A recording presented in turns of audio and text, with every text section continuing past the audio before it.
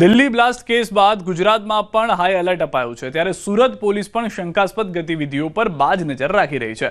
શહેર police AI અને સીસીટીવીની મદદથી શંકાસ્પદ અને સ્વીપર સેલ પર નજર રાખી રહી છે। સ્લીપર સેલની ઉપર નજર રાખવાથી એ સ્પષ્ટ છે કે કયા લોકો ક્યારે એક્ટિવેટ થાય છે। શહેરમાં પેટ્રોલિંગમાં પણ વધારો કરવામાં આવ્યો છે।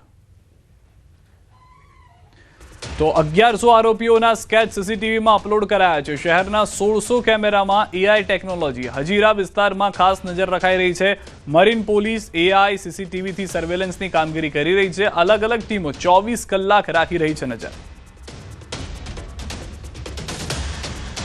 દિલ્હીમાં થયેલા બ્લાસ્ટને લઈને ગુજરાત જ્યારે હાઈ એલર્ટ પર મૂકવામાં આવ્યું છે, તેમાં પણ સુરત ઔદ્યોગિક નગરી છે, ત્યારે સુરતમાં પોલીસ દ્વારા અલગ અલગ ટીમો બનાવી પેટ્રોલિંગ કરવામાં આવી રહ્યું છે, વાહન ચેકિંગ કરવામાં આવી રહ્યું છે અને ખાસ કરીને કોસ્ટલ વિસ્તારમાં દરિયાઈ પેટ્રોલિંગ વધારવામાં આવ્યું છે। ત્યારે સુરત પોલીસ પાસે 1600 જેટલા કેમેરા છે અને એઆઈ ટેકનોલોજીથી સુરત પર બાર નજર રાખવામાં આવી છે।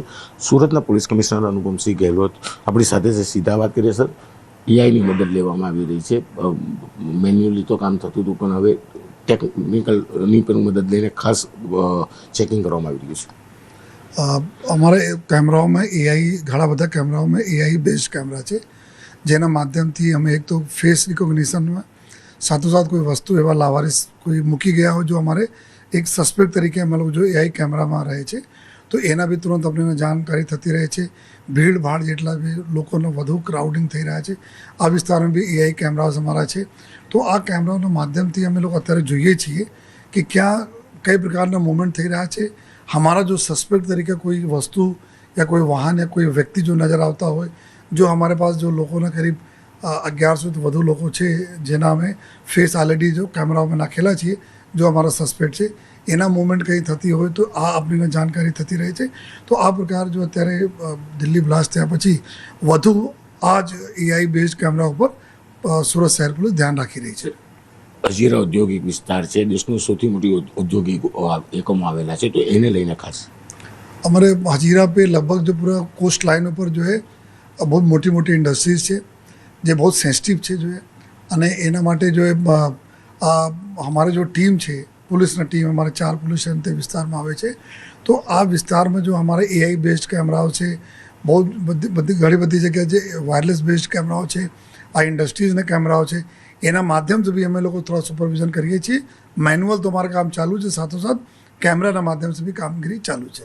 બિલકુલ ગુજરાત હાઈ એલર્ટ પર છે, સુરત આતંકવાદીઓના નિશાના પર પહેલાં પણ રહ્યું છે, ત્યારે ચોક્કસ સુરત પોલીસ હવે ટેકનોલોજીનો ઉપયોગ કરે છે અને ખાસ કરીને 1100 જેટલા લોકોના ફેસ એઆઈ સિસ્ટમથી સર્ચ કરવામાં આવી રહ્યા છે, એટલે કે પેટ્રોલિંગ કરવામાં આવે છે, વાહન ચેકિંગ કરવામાં આવે છે, સાથે સાથે કેમેરા દ્વારા પણ હવે સર્વેલન્સની કામગીરી સુરત પોલીસ કરી રહી છે। કેમેરામેન જીગર ગુગલ સાથે કૃતેશ પટેલ, ન્યૂઝ 18 ગુજરાતી, સુરત।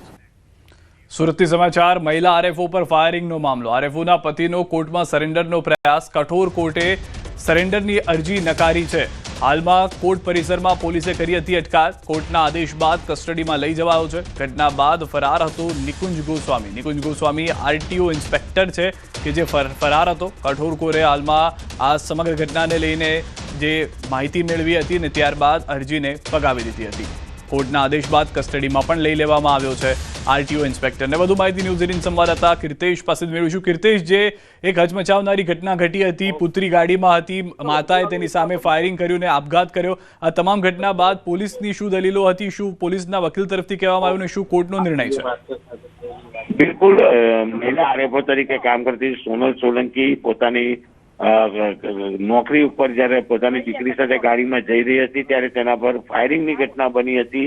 જો કે પ્રથમ મહિલાએ બંદૂકની ગોળી મારી હોય, આપઘાતનો પ્રયાસ કર્યો હોય તેવું લાગ્યું હતું, પણ તેને હોસ્પિટલ લઈ જવામાં આવ્યા બાદ તેના મગજમાં જે રીતે શંકાસ્પદ ગોળી લાગતા તેને સુરતની ખાનગી ત્યાં ગોળી મળી આવતા પોલીસે આ બાબતે તપાસ શરૂ કરી હતી। ત્યારે ખબર પડી હતી કે સોનલ સોલંકી આરોપો તરીકે કામ કરે છે। તેના લગ્ન 5 વર્ષ પહેલા તેના પતિ નિકુંજ ગોસ્વામી સાથે થયા હતા, જે સુરત આરટીઓ ઇન્સ્પેક્ટર તરીકે કામ કરે છે। છેલ્લા 2 વર્ષથી બંને વચ્ચે અનબનાવ હતા અને પતિ તેને મારવા માટેના પ્રયાસ કરતો હોવાનો આક્ષેપ સોનલના પરિવાર દ્વારા કરવામાં આવી હતી, જેને લઈને આ હાઈ પ્રોફાઇલ અને ગૂંચવાયેલા કેસની પોલીસ તપાસ કરી રહી હતી, નિકુંજની શોધખોળ કરી રહી હતી। ત્યારે નિકુંજ આજે ફિલ્મી ઢબે બપોરના સમયે સુરત કામરેજ ખાતે આવેલા કઠોળની ગ્રામ્ય કોર્ટમાં હાજર થયો હતો સરેન્ડર માટે, પણ કોર્ટે તેની અરજી ન સ્વીકારતા કોર્ટની બહાર નીકળતા જ જિલ્લા એલસીબી પોલીસે તેની ધરપકડ કરી છે અને અત્યારે કામરેજ ખાતે એલસીબી પોલીસ જી કીર્તેશ, આભાર સમગ્ર માહિતી બદલ.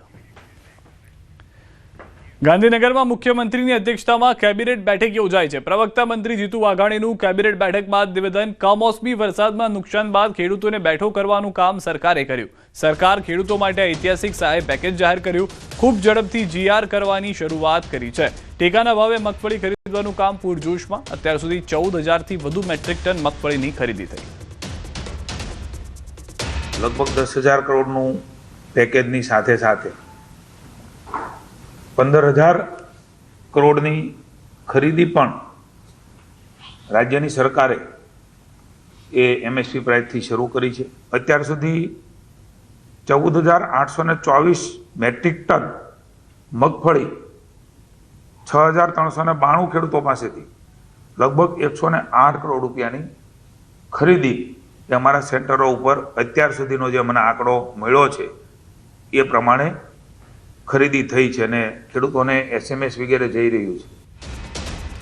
કેબિનેટમાં પ્રધાનમંત્રી મોદીના ગુજરાત પ્રવાસની ચર્ચા કરાઈ. મંત્રી જીતુ વાઘાણીએ પ્રધાનમંત્રીના પ્રવાસ અંગે માહિતી આપી. પ્રધાનમંત્રી 15 નવેમ્બરે આવશે ગુજરાત પ્રવાસે. બિરસા મુંડાની જન્મ જયંતિની ઉજવણીમાં જોડાશે. 15 નવેમ્બર ગૌરવ દિનની ઉજવણી થશે. 8400 કરોડથી વધુના પ્રોજેક્ટનું લોકાર્પણ અને ખાતમુહૂર્ત કરશે. માનનીય મોદી સાહેબ 15 નવેમ્બરે આ ગૌરવ દિવસ તરીકે ઉજવી રહ્યા છે ત્યારે બિરસા મુંડાની 150મી જન્મજયંતિ જનજાતિ ગૌરવ વર્ષની ભવ્ય ઉજવણી એમની પ્રેરણાથી થવાની છે. રાજકોટથી સમાચાર. વરસાદથી ખેડૂતોને નુકસાનનો મામલો. રાજકોટ જિલ્લા બેંકનો મહત્વનો નિર્ણય. બેંક દ્વારા ખાસ કૃષિ લોન યોજના જાહેર કરાઈ. 1 વર્ષ માટે 0% વ્યાજે લોનની જાહેરાત. હેક્ટર દીઠ 12,500ની લોન અપાશે. વધુમાં વધુ 65,000ની લોન ખેડૂતોને અપાશે.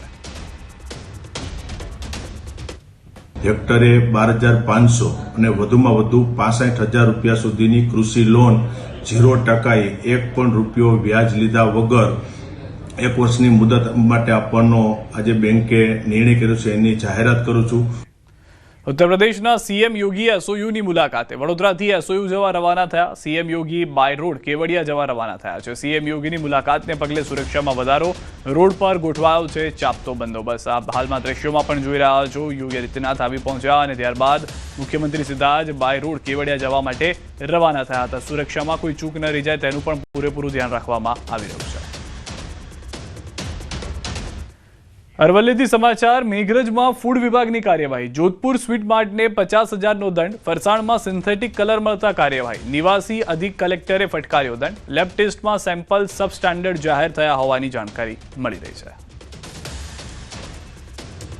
ફરસાણમાં સિન્થેટિક કલર મળી આવ્યો કે જે ચોંકાવનારી વાત છે, કારણ કે અનેક લોકો આ ફરસાણ આળોગતા હતા. તેઓના આરોગ્ય ઉપર જોખમ ઊભું થઈ ગયું છે. પંચમહાલની હાલોલ નગરપાલિકામાં સરકારી જમીન પર કરાયેલા ગેરકાયદેસર બાંધકામ તોડી પડાયા. હાલોલના જાંબુડી ગામે આવેલી સરકારી જમીન પર 45થી વધુ દુકાનો બાંધી ગેરકાયદેસર બાંધકામ કરાયું. જિલ્લા કલેક્ટર અને વહીવટીતંત્રએ જમીનનો સર્વે કરી દબાણ દૂર કરવા આદેશ કર્યો. જે જમીન ઉપર અનધિકૃત બાંધકામ હોય એને દૂર કરવા જણાવેલ હતું. તેના અનુસંધાને નગરપાલિકા દ્વારા આ જે બાંધકામો છે એને દૂર કરવામાં આવી રહેલ છે. ગીર સોમનાથથી સમાચાર. એક સાથે 10 સિંહની લટાર. ધોળા દિવસે સિંહ પરિવારનો રોડ પર લટાર. સાસણ જૂનાગઢ રોડ પરનો વિડીયો હોવાની ચર્ચા. રાહદારીએ સિંહ પરિવારની લટાર કેમેરામાં કેદ કરી. વિડીયો સોશિયલ મીડિયામાં વાયરલ થયો હોવાની જાણકારી મળી રહી છે. સાસણ જૂનાગઢ રોડ પરનો આ વિડીયો હોવાની ચર્ચા છે, જે હાલમાં વિડીયો વાયરલ થઈ રહ્યો છે. રાહદારી જ્યાંથી પસાર થઈ રહ્યા હતા તેઓએ તુરંત જ આ ઘટનાને જોઈ તેઓ પણ ચોંકી ગયા. બાદમાં પોતાના મોબાઈલની અંદર આ સમગ્ર ઘટનાને કેદ કરી લીધી હતી. વિડીયો હાલમાં સમગ્ર પંથકમાં વાયરલ થઈ રહ્યો છે. એક સાથે 10 સિંહ દિવસના સમયે જોવા મળે એ પણ તમામ લોકોની અવરજવર વચ્ચે તે પણ એક ચોંકાવનારી વાત છે. તો મોડાસાના શ્યામપુર ગામની સીમમાં દીપડો દેખાયો છે. શ્યામપુર વિસ્તારના ખેતરમાં દેખાયો છે દીપડો. ખેતરમાં રહેલા ખેડૂતોએ લીધો છે વિડીયો. પંથકમાં દીપડાની વસ્તી વધુ હોય ખેડૂતો માટે જોખમ ઊભું થઈ રહ્યું છે. ખેડૂતોને ઘણી વખત રાત્રિ સમયે પાણી વાળવા જવાનો વારો આવતો હોય છે. રાત્રિ સમયે પોતાના પાકને જંગલી જાનવરથી બચાવવાના પ્રયાસ થતા હોય છે, પરંતુ એ દરમિયાન પણ દીપડાનું જોખમ તેઓના જીવ ઉપર રહેલું છે. સામાન્ય રીતે પરિવારના જે લોકો, મજૂર જે લોકો ખેતરમાં રહેતા હોય છે, તેઓ ઉપર પણ દીપડાને લઈને ડર જોવા મળી રહ્યો છે. છોટાઉદેપુરથી સમાચાર. બોડેલીમાં આખલાએ મચાવ્યો આતંક. બિરસા મુંડાની જન્મજયંતિની ઉજવણીની ઘટના. સભા સ્થળે મંડપ નજીક 2 આંખલા બાખડ્યા છે. મંત્રીના સ્ટેજ નજીક આંખલા પહોંચી ગયા. આંખલા બાખડતા તંત્રના શ્વાસ અદ્ધર થઈ ગયા. 15 મિનિટ સુધી આંખલા બાખડ્યા હતા.